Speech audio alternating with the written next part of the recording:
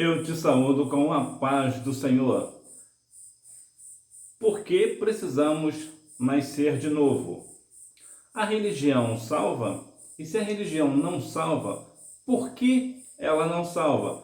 É acerca deste negócio que nós vamos tratar hoje na lição número 1 da classe de adultos, do segundo trimestre de 2024.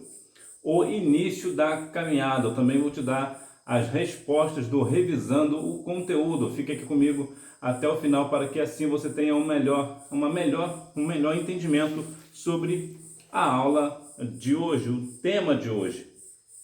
Para esta aula, os hinos sugeridos são o 15, o 19 e o 227. O nosso textual está em João capítulo 3, versículo 3, que nos diz: Jesus respondeu e disse-lhe: na verdade te digo que aquele que não nascer de novo não pode ver o reino de Deus. A verdade prática vai nos dar uma orientação sobre o novo nascimento, marca o início da jornada do crente em Jesus Cristo. Então vamos falar aqui do novo nascimento e o início da caminhada. O início é sempre mais difícil em todas as nossas esferas de nossas vidas. O primeiro dia de aula, por exemplo, o primeiro dia numa empresa nova. O primeiro dia é sempre mais difícil. Nós ficamos ali um pouco meio que disperso, né? Ali no primeiro dia, mas à medida que nós vamos caminhando, nós vamos entender o nosso propósito. Introdução. Para iniciarmos os nossos estudos, temos o propósito de compreender o início de nossa caminhada com Cristo e o quanto somos agraciados com a presença da Santíssima Trindade. Nós vamos falar sobre o Deus que é trino. Se você está aqui comigo já há algum tempo, observa que eu não gosto muito do termo trindade. Eu não gosto da ideia do termo. Não é algo disso ou daquilo, mas é uma questão minha, né? É uma questão pessoal. Eu prefiro dizer um Deus trino. Ou seja, é um Deus que está em três pessoas, no Pai, no Filho e no Espírito Santo. E nesse caso nós somos agraciados com a presença de Deus, com a presença do Senhor Jesus, com a manifestação do Espírito Santo em nossos cultos. E por esta razão, nós devemos ainda mais e mais dar glórias ao nome santo do Senhor. Então, como é o início da nossa caminhada com Cristo? É bem verdade que, de modo geral, as pessoas, os novos convertidos, é um grupo de pessoas que dá muito ânimo para trabalhar com eles, porque eles estão no início da caminhada cristã e eles ficam sempre muito maravilhados com tudo que nós apresentamos a eles a respeito do Evangelho. E nada é mais gratificante para a pessoa que ensina do que ver os olhos brilhando dos seus alunos e alunas. Não há nada que gratifique mais. É claro que nós temos a gratificação maior com o nosso galardão nas mansões celestiais, mas eu digo num plano aqui mais terrestre, na questão da sala de aula, na questão do dia a dia. Hoje, por exemplo, uma pessoa me parou e eu fiquei muito surpreso com o que a pessoa me relatou. Ela viu alguns vídeos meus e disse que os vídeos estão mudando muito a vida dessa pessoa, porque ela está afastada dos caminhos do Senhor e ela ficou com lágrimas nos olhos ao me ver, porque não me via há muitos anos, é um amigo meu de uma longa data.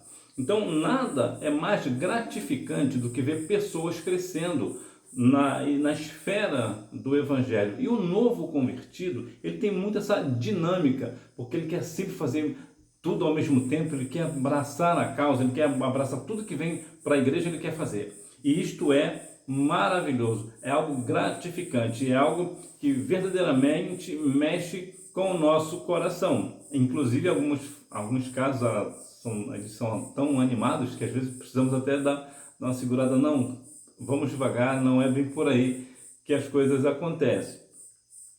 Por quê? Porque o início da caminhada com Cristo, ela é verdadeiramente encantadora. Não é que durante a jornada não seja, é porque no início nós somos bem recém-nascidos, né? Nós somos recém-nascidos, então qualquer alimento que vem, nós queremos nos alimentar com este alimento.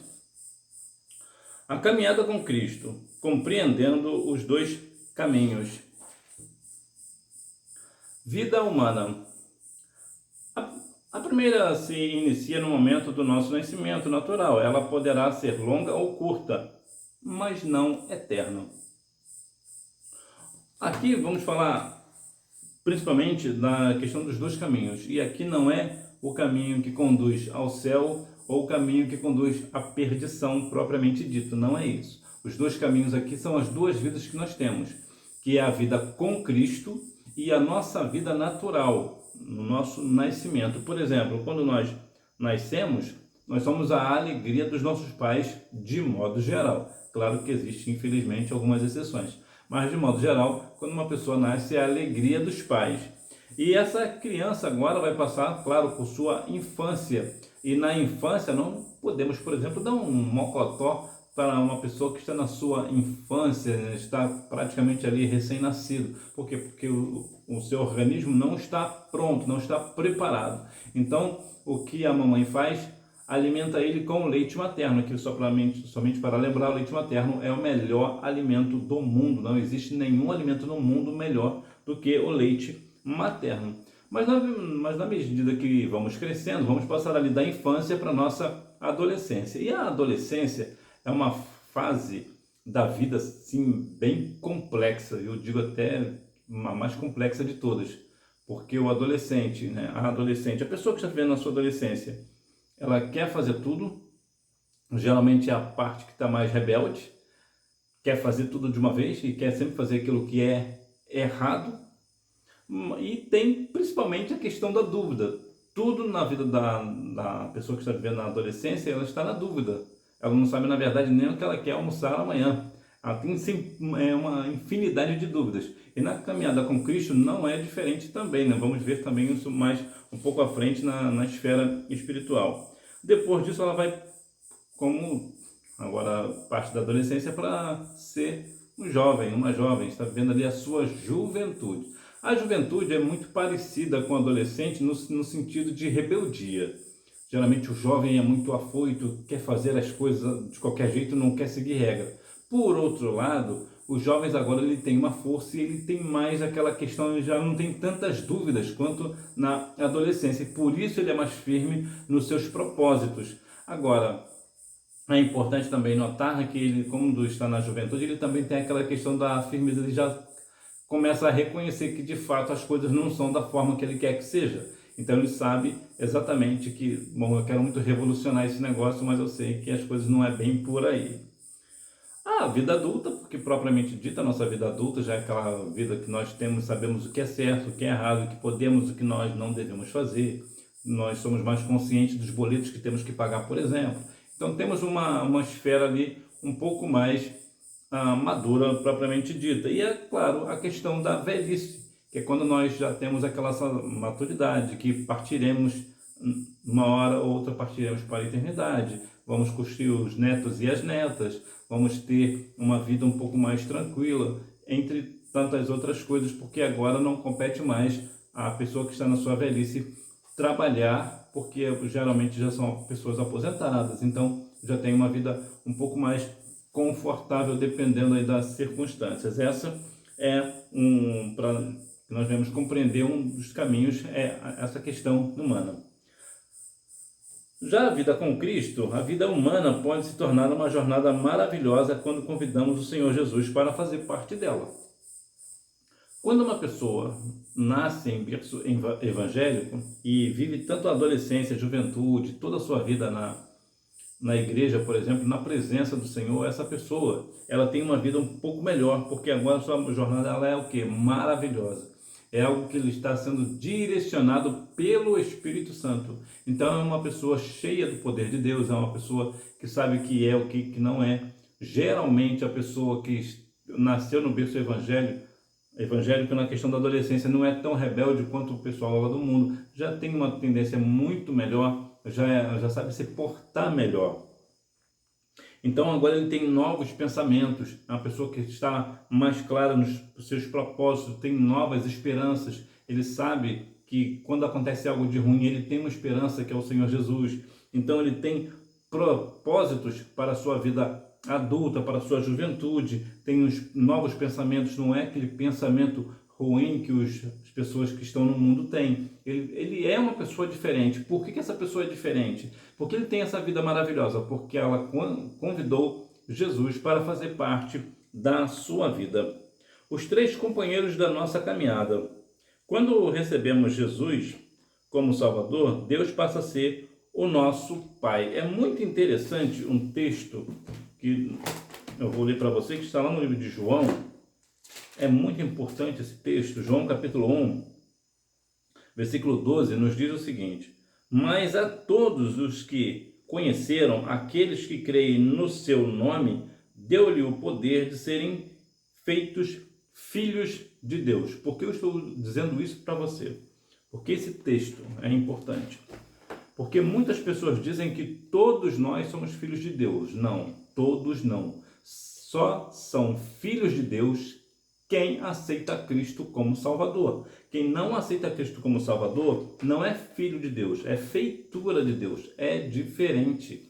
O filho de Deus, quando tem Deus como Pai, ele tem tudo aquilo que Deus pode proporcionar. Assim como tem os filhos da luz, tem também os filhos das trevas. Então, quando uma pessoa aceita a Cristo como Salvador, ele é filho de Deus, ele é filho da luz. Portanto, é importante nós sabermos dividir este negócio, porque muitas vezes nós dizemos, até mesmo nós falamos que todos nós somos filhos de Deus, o que é contrário à palavra. Existem dois tipos de filhos: os filhos de Deus, né, os filhos da luz e os filhos das trevas. Então, nós precisamos saber diferenciar este negócio. Então, quando alguém aceita Cristo como Salvador, agora ele tem verdadeiramente Deus como o seu Pai. Além do Pai, temos também o seu Filho como aquele que nos concede a vitória contra o pecado e toda sorte de males. O Senhor Jesus, ele nos guia, ele nos protege, ele nos guarda do mal. Por quê? Porque como nós o aceitamos como nosso único e suficiente Salvador de nossas vidas, ele vai nos direcionar contra o pecado. O Senhor Jesus vai nos livrar de tudo aquilo que não procede dele. E por isso, uma vez que nós aceitamos a ele, temos Deus como Pai e Jesus como aquele que nos concede vitória contra o pecado. Finalmente, temos agora o terceiro membro da Trindade, o Espírito Santo, como nosso auxiliador e consolador. Nada melhor do que ter alguém para nos auxiliar em alguma coisa. Quando nós não sabemos fazer algo, tem alguém que nos auxilia, uma pessoa que nos ajuda, é alguém que nos dá verdadeiramente um auxílio verdadeiro. E esse é o Espírito Santo no sentido espiritual. É o Espírito Santo que nos dá ali todo o auxílio quando nós queremos fazer algo, estamos em dúvida, nós pedimos orientação ao Senhor e o Espírito Santo, ele nos conduz, ele nos guia, ele nos direciona, ele nos auxilia acerca daquilo que temos ou não que fazer. Ele também é o nosso consolador. Quando estamos entristecidos por algumas coisas da vida, o Espírito Santo ele nos consola. Portanto, temos aqui os três companheiros da nossa caminhada: o Pai, o Filho e o Espírito Santo. Sinopse: a história humana compreende dois caminhos, o da vida natural e o da vida espiritual. O novo nascimento. Por que precisamos do novo nascimento? Nesse sentido, todo ser humano precisa passar pelo processo de regeneração, experimentar uma ação divina no interior, ou seja, nascer de novo. Por que precisamos do novo nascimento? Porque todos pecaram, todos nós pecamos. E uma vez que nós somos pecadores, o pecado ele faz separação entre o homem e Deus. E por isso, nós precisamos de um novo nascimento. O que é esse novo nascimento? Aceitar a Cristo como único e suficiente Salvador. Então começa ali o processo de regeneração. Quando alguém aceita Cristo como Salvador, quando nós aceitamos a Cristo como Salvador, começa o processo de regeneração. O Senhor começa a ter algo para mudar no nosso interior, né? O Senhor Jesus muda o nosso caráter, não é somente a questão da aparência, né? Até porque o evangelho do Senhor Jesus não é um evangelho de aparência, é um evangelho de essência, ou seja, o evangelho ele muda a nossa essência. Como a nossa essência está dentro de nós, uma vez que nós mudamos de dentro para fora, nós primeiro mudamos o nosso caráter e depois mudamos por fora. Então as pessoas começam a ver a mudança, porque quando nós mudamos o nosso caráter, somente nós sabemos que nós somos mudados. Talvez o mundo não perceba, mas à medida que o nosso caráter é mudado, as obras da luz começam a ficar visíveis a todos, porque outrora eu fazia algo errado, as pessoas não sabem disso, ou melhor, não sabem que agora eu não faço mais. Então, à medida que o tempo vai passando e as pessoas observam que eu não faço mais aquele algo errado, eles começam a ver que verdadeiramente eu fui o que? Regenerado, eu fui transformado. O Senhor Jesus fez numa ação divina no meu interior, e isso é nascer de novo, que é o que é a nossa mudança de caráter. E caráter, vou lembrar, é diferente de reputação. Caráter é aquilo que você realmente é, independente do ambiente que você esteja. Você é aquilo ali e ponto. E reputação é aquilo que as pessoas acham que você é, ou seja, é a questão da aparência. Lembra lá de Ananias, Misael e Azarias?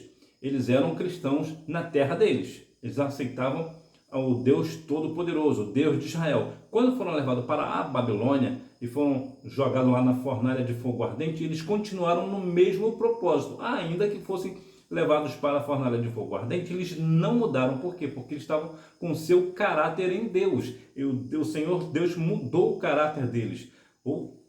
Apesar que a Bíblia parece não mencionar que eles faziam algo errado, me parece que eles sempre teve aquele propósito de servir ao Senhor Deus. Então, naquele sentido, o que esses três jovens eram?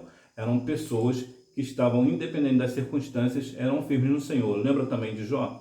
Jó, na prosperidade, ele cultuava ao Senhor, fazia orações ao Senhor, e na hora da provação, ele continuou da mesma maneira, ele não mudou, porque o seu caráter, independente das circunstâncias, continua o mesmo. E é isso que nós temos que ter, o nosso caráter cristão, e não a nossa reputação, porque muitas vezes temos visto hoje no Brasil, pastores principalmente, que têm uma bela reputação, mas um péssimo caráter. A religião não faz nascer de novo. Nicodemos era um príncipe dos judeus. A inclusão do termo fariseu no relato evidencia que era um homem bem enraizado na religião judaica. Ele conhecia profundamente Deus segundo a tradição monoteísta do judaísmo, os ensinos da lei e dos profetas e a história do seu povo. Então vemos aqui um grande mestre da religião judaica, que era Nicodemos. E eu te perguntei se a religião salva, e se ela não salva, por que ela não salva? Bom, em primeiro lugar, a religião aqui é a religião judaica. Ela não salva. Por que a religião judaica ela não salva? Porque a religião judaica ela só mostra a lei, e a lei ela não salva. O que salva é a graça. É a graça que nos salva. Por isso a religião não salva.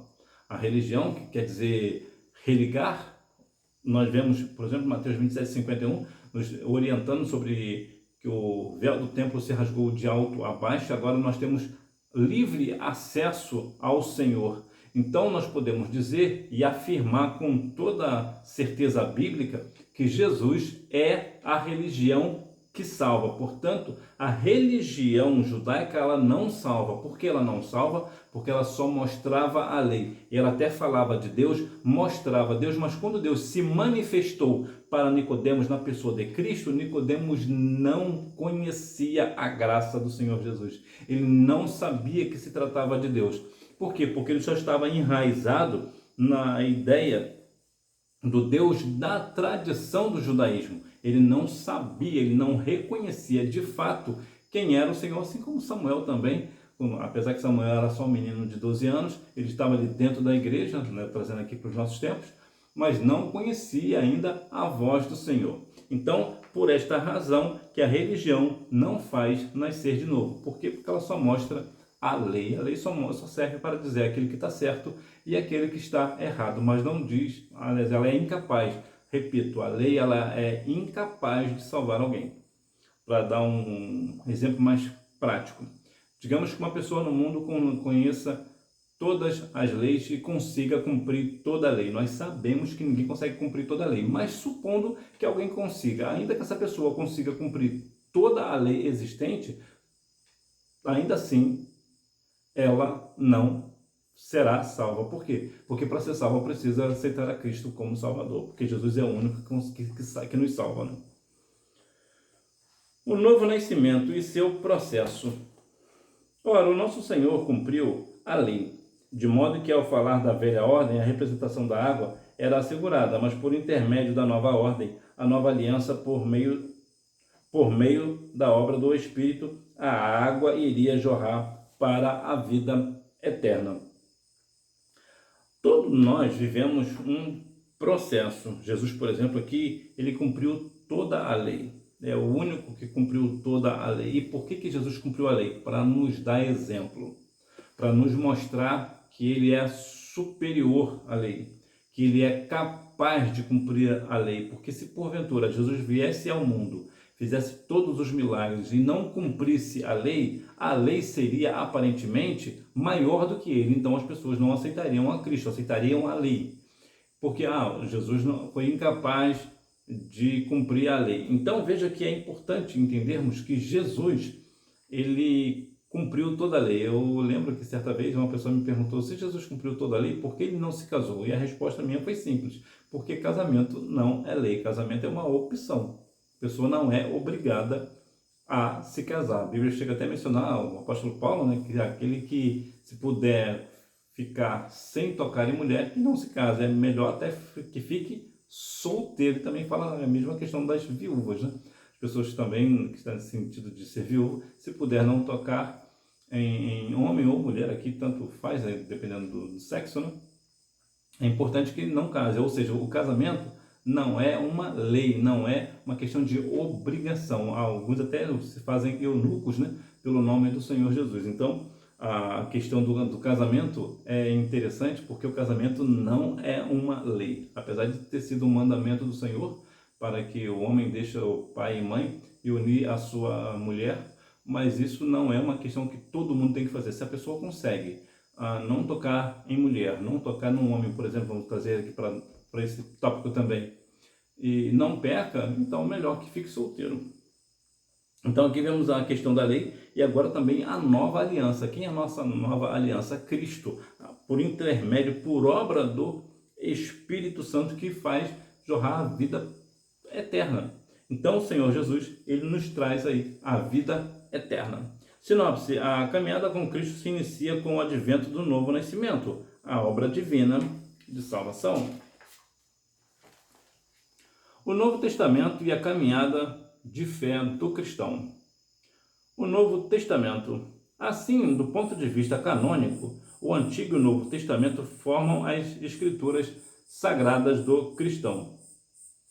É muito importante, eu não sei se você já teve a oportunidade de ler a Bíblia de Gênesis a Apocalipse, é importante que nós venhamos fazer a leitura da palavra. Digo porque muitas vezes as pessoas querem fazer uma caminhada cristã sem ler a palavra.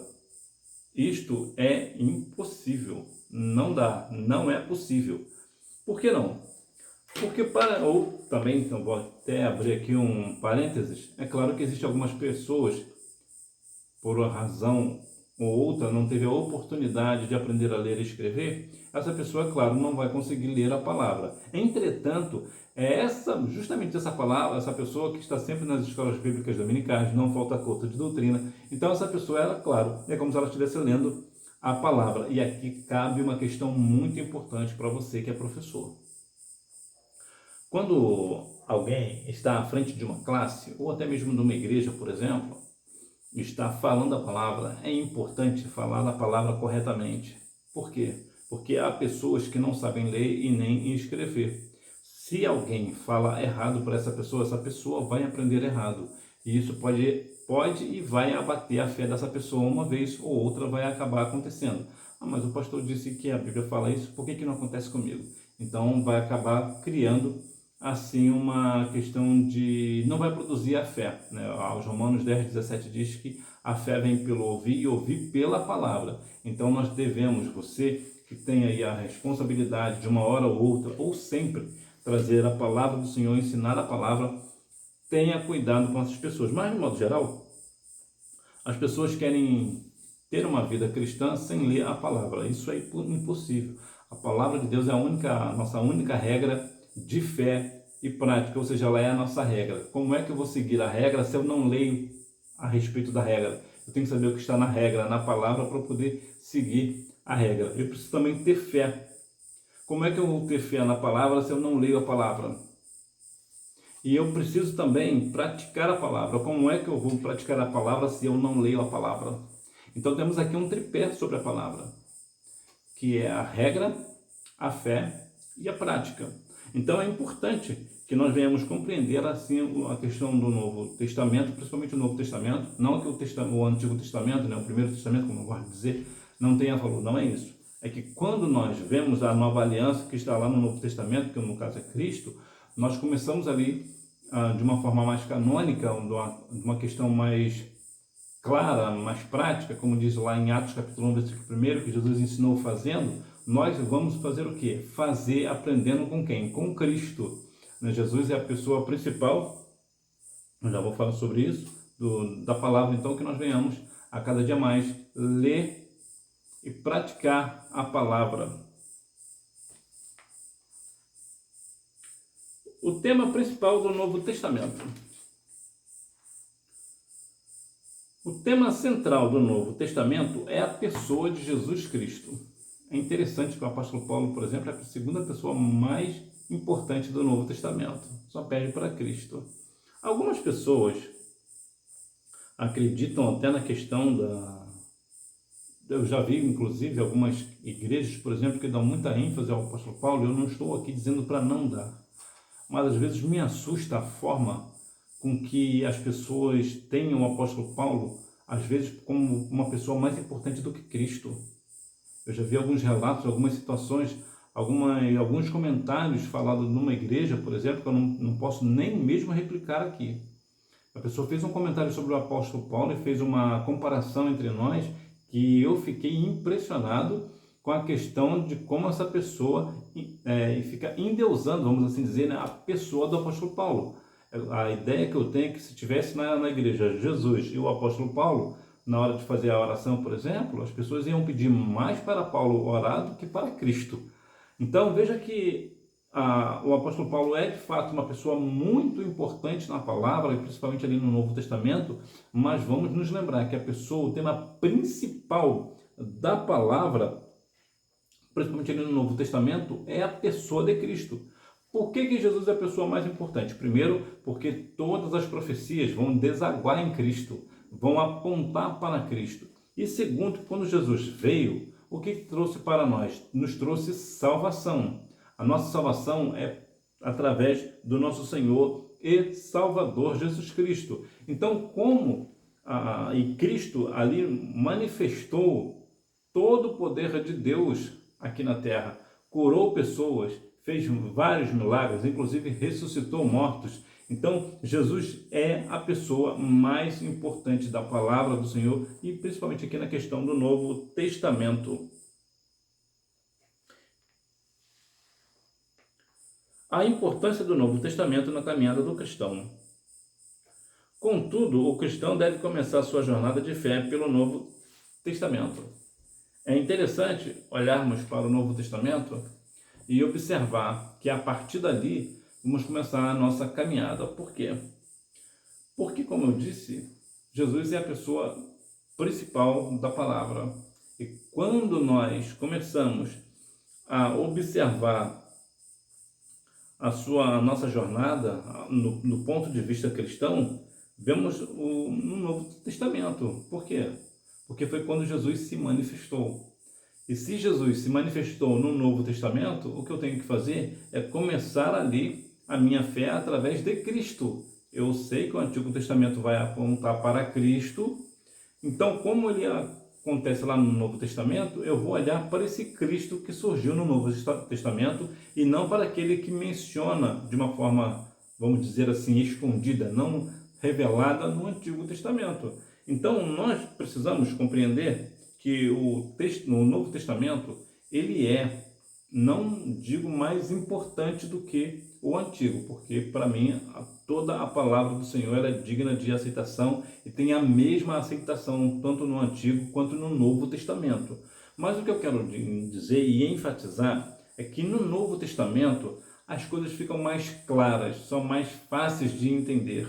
Nós compreendemos agora que Jesus veio e se manifestou e operou milagres. Uma vez que Jesus operou milagre na vida de alguém, então ele pode operar na minha. Então a minha fé começa a aumentar à medida que eu vou lendo a palavra no Novo Testamento. Depois que eu compreendo a ideia que Deus amou o mundo de tal maneira, que deu seu único filho, como nos diz lá em João 3,16, depois que eu compreendo este negócio, depois que eu compreendo a questão da fé, depois que eu compreendo essas coisas que está ali na pessoa de Cristo, aí eu vou começar a me interessar pelo Antigo Testamento. Eu vou começar a querer compreender como é que Cristo chegou no Novo Testamento. Aí eu vou começar a entender, por exemplo, a descida do Espírito Santo lá em Atos 2. Por quê? Porque já foi profetizado lá em Joel 2,28. E, por exemplo, quando Jesus entrou montado num jumentinho, por que ele entrou montado num jumentinho? Porque Zacarias, capítulo 9, versículo 9, disse que ele faria isso. Então eu vou começar a compreender melhor.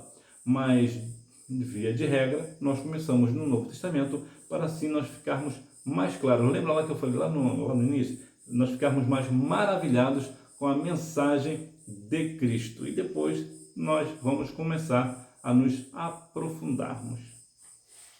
Lição sinopse. O Novo Testamento é o documento cristão que deve fazer parte do início de nossa caminhada, pois ele revela todo o plano da salvação de Deus. Conclusão. Nessa peregrinação, os que começaram a nova vida com Cristo podem contar com a presença do Pai, do Filho e do Espírito Santo, que nós venhamos compreender que, de fato, na nossa caminhada, realmente é difícil o início. A caminhada é muito difícil. Nós, muitas vezes, não sabemos para que lado nós vamos, mas que nós venhamos compreender. Quando aceitamos a Cristo como Salvador, nós agora temos a presença do Pai, do Filho e do Espírito Santo. O Pai, ele vai sempre estar conosco como, de fato, um Pai. Protege o seu Filho. Cristo vai nos fazer o que? Ser vencedor contra o pecado. E o Espírito Santo vai sempre nos auxiliar, vai ser o nosso ajudador, o nosso cooperador na nossa vida. E que Deus em Cristo continue mexendo com os nossos corações, as nossas mentes, através da sua palavra, que nós verdadeiramente venhamos permitir, de fato, não nos deixar levar pelas dificuldades do início da caminhada, mas que nós venhamos ficar maravilhados com o início da caminhada, ver que tudo é bonito, que tudo é encantador, que tudo é extraordinário, que tudo é, de fato, divino. Revisando o conteúdo, número 1, a nova vida com Cristo é o começo de uma nova história, de felicidade verdadeira e de plenitude no Espírito, aos Romanos 8:2. 2. A Santíssima Trindade, Pai, Filho e Espírito Santo. Número 3, é um termo de uso genérico no texto e por isso seu sentido inclui todos os seres humanos. Número 4, a expressão de novo significa do céu e demonstra que a nova vida com Cristo vem de cima, de Deus e de mais ninguém. Número 5, porque nesse testamento temos a consumação do plano do Pai em Jesus para que o ser humano fosse reconciliado com Ele e iniciasse uma nova jornada de fé. Que Deus em Cristo continue abençoando a sua vida. E se essa aula abençoou a sua vida, deixa aí o seu like. Se você não gostou, deixa o seu dislike. O importante é que você assine aqui o like ou o dislike, um joinha ou uma bijuteria, para que assim eu possa compreender que, de fato, o que nós estamos vivenciando nos nossos dias é para, de fato, para a nossa edificação. E se, mais uma vez, se você gostou da aula de hoje, você compartilha com aquela pessoa que, assim como você também, gosta da Escola Bíblica Dominical. Eu desejo que neste trimestre as nossas vidas sejam mais uma vez edificadas com a carreira que nos está proposta, o caminho da salvação, santidade e perseverança para chegar ao céu. Que Deus em Cristo continue abençoando a sua vida e até a próxima aula, se Deus quiser. Tchau!